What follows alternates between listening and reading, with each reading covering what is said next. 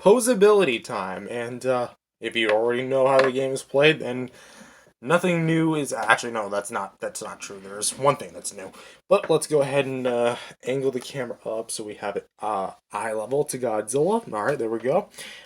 Jaw. It closes and opens on a hinge. Now, at least on my copy, it's actually pretty symmetrical to the face, which I do like, but it's also really tight. Like, it was not this tight on the original release, which I honestly do find a bit odd, but hey, I'm not gonna question it. There's no head swivel. Same thing, big square peg. Do not twist this. I don't care if it looks like it has movement and it moves a little bit. Do not move it. You're gonna end up splitting this plastic, and it started happening to mine on the original. Moving on down to the shoulders, here we've got swivels that can go all the way around. Nothing too crazy. There's no in and out motion, sadly, unlike the Titan Evolution Godzilla, as you can see here. Nothing at the chest, but the legs do feature that standard kind of like rotation, backwards and forwards, and they don't go out to the side, but they do go. This one goes back about that far. Actually, no, back about that far, up about this far, and cannot rotate at all. But the feet. This is the new addition. On the original, the feet plugged into the legs on a big square peg. This one doesn't do that. Instead, both legs can actually just demonstrating this one can kick up about that far, backwards about that far. And both legs can rotate a full 360 degrees. And at the tail, we have one big ball joint. This one feels like it has less range than the older one did, but can still get some poses. You can go like down about that far, up about that far, to the left about, I want to say like that, to the right about that far, and can actually rotate a full 360 degrees. So as far as posability goes, he's not the most posable thing in the world like Monster Arts, NECA, and Haya, but it's still like a serviceable figure as far as posability goes. Next, let's go over the accessories, which he actually comes with two of them. We'll go after the second one, but let's talk about the heat ray, which this is actually a new sculpt that they created themselves. And I gotta say to the sculptor at Playmates, you did a phenomenal job molding this. This is probably my favorite effect part from the entire line. That's how good this is. It's very reminiscent of the Mezco beam, as I pointed out in my unboxing, but it's not the same mold. The two of them end differently, and even though they are similar looking, they're made of completely different plastics. Like this one's rubbery, but it feels a lot more stiff because of how girthy it is. But in order to plug it in, it's obviously a lot darker, I feel like, than it needs to be, but hey, it's a new beam effect, what might I say. There's a peg hole at the top of the mouth, and you're going to want to aim the ball joint up, and just, I would say, with as minimal pressure as you can, put it in there, and boom, you are good to go. However, I do need to warn this, since this is technically the same figure, just retooled.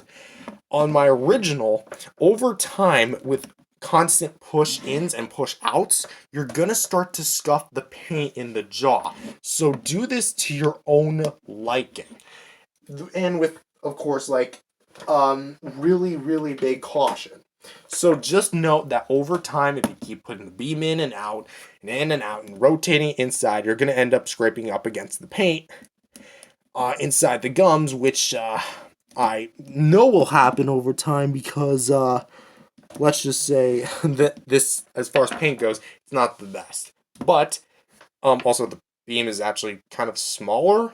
It's actually kind of bigger than the original one, but it's still on the small side. But the second accessory is that they brought back the battle damage for this release. And if you're wondering, there's like a little scab, and you can just peel it off like that and reveal some wounds. Look at that.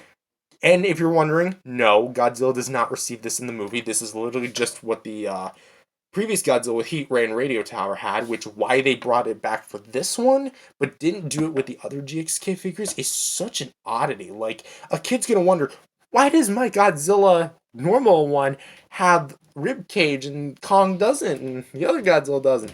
Well, it's just because they reused it.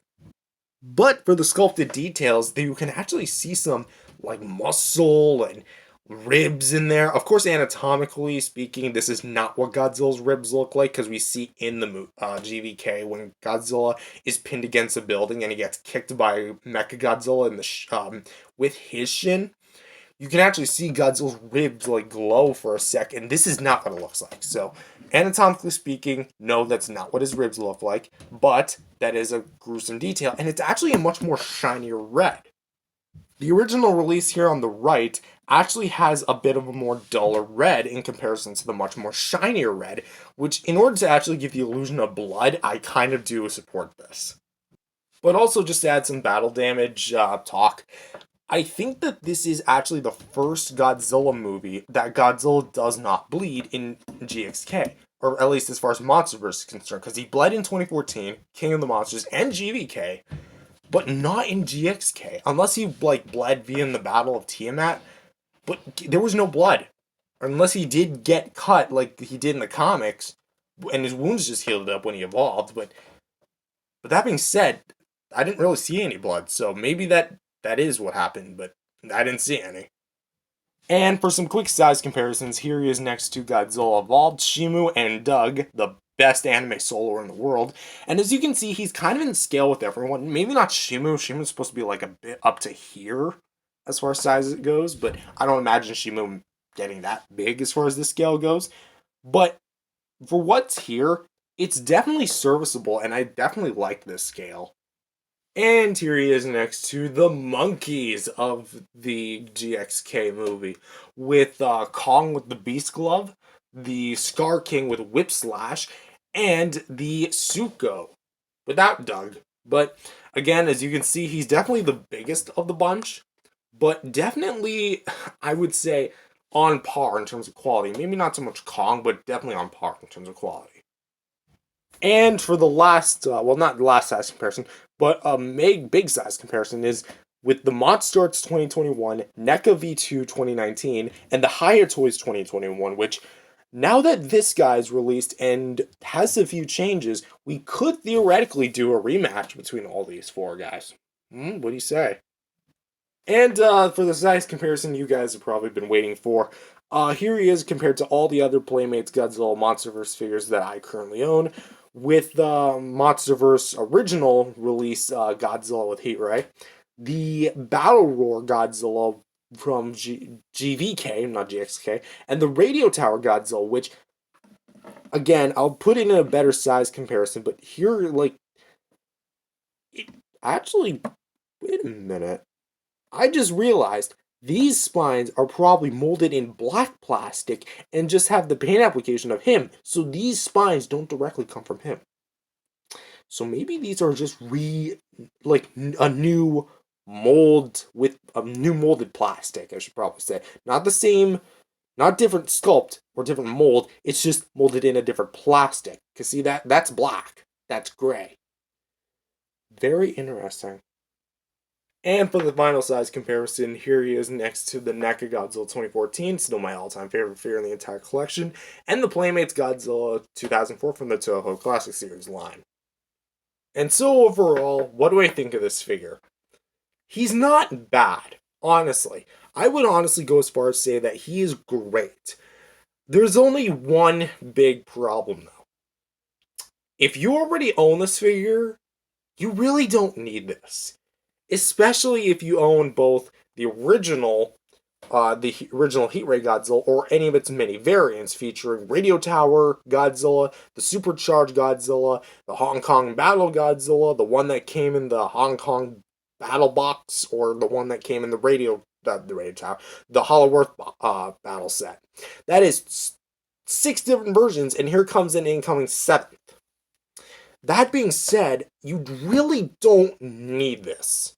Especially if you're a GXK completionist, you can literally skip out on this release and be totally fine. Unless you really want that beam effect, and you really like the new stuff. But I'll give it this. It's not a straight up re-release. That's what I like. They gave it a new beam, they gave it a new leg sculpt, which I don't think I mentioned. Yeah, it is slightly repositioned. It's not as It's a bit skinnier slightly, but it's still like chunky. And they gave it a new tail and dorsal fins. But they also took out the dry brushing and still kept the smoothened out tail despite detailing up almost everything else, which I don't really like those parts. But aside from it, it's a serviceable, cheap figure that you can literally just walk into Walmart or Target or Toys R Us if your country still has it and pick it up. It is $10. You literally cannot go wrong with $10.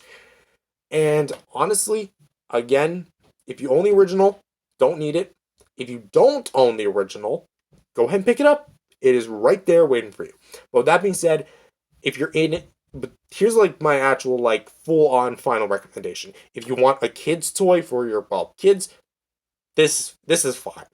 It's $10 again, but if you're more into the adult collectibles, go with NECA for resale at like $30 to $50 on Mercari. Is that what it's called? Or eBay?